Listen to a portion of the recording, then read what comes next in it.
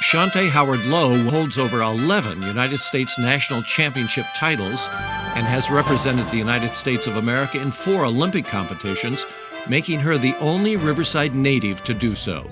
Yeah, you can see the athleticism right away.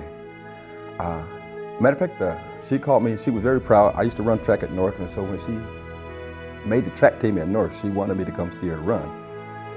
And she did the high jump on the side, but it wasn't really her main event. She was really a good 400-meter runner. And I was thoroughly impressed with how well she ran the 400 meters. She didn't like the 400 meters because it made her tired. And she loved the high jump. She had no form, no technique. She kind of hurdled the high jump, won the high jump. Well, I think initially she came there to run. She didn't even come to North with the intent of being a jumper. And so I think the jumping actually kind of grew on her. I think at first she didn't have a problem running. Chaunte never was still. She was always run. And you can see she has a gorgeous long leg stride. And yeah, you could see it right away. From the time she could walk, you could see athleticism in her.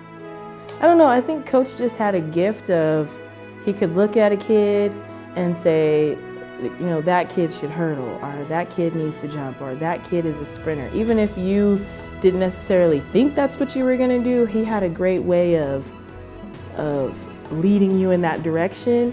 And then once you started to have that success, you run with it. He was great about that.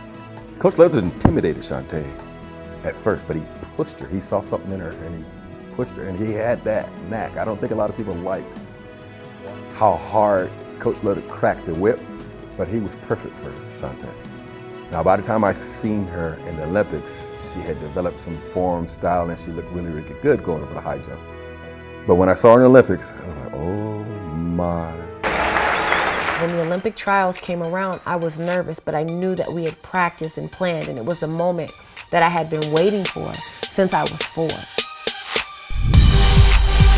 I shook off all my fear at the door, and I just went and executed what I had been practicing. And I was able to make the Olympic team, and I didn't even barely make it. I was the 2nd place finisher. I can't say we saw that coming, but I don't think I could put into words the pride as being a family member and looking at this young lady become this awesome woman, to become this Olympian. And what struck me the most is she was still the same little girl. It never changed Chaunte. It never went to her head. She was the same silly, laughing, happy little girl. And the Olympics didn't change her at all.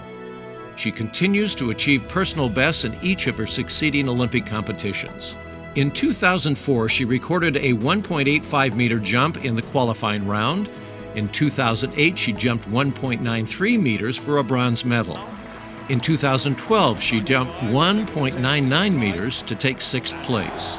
In 2016, she recorded a 1.97-meter jump for a 3rd place finish, earning her another bronze medal. Her Olympic participation took her to Athens, Beijing, London, and Rio de Janeiro. I would think she would say that not to limit yourself and not to get boxed into what other people believe you can or cannot do based on where you are physically, emotionally, academically, to bust through those barriers. And if you really believe in it, then push for it, because you can achieve it. I mean, she's a perfect example of that. Being able to withstand this long and go this long in a track career, which beats up your body, you wear down. I know they say that women in track and field get better with age, but it's still tough. And so I think that's what she would say, is to press through. Even when it gets tough, even when you're exhausted, to stay focused on your goal and let your goal drive you to your success. From 2010 to 2012, she broke the American high jump record 3 times.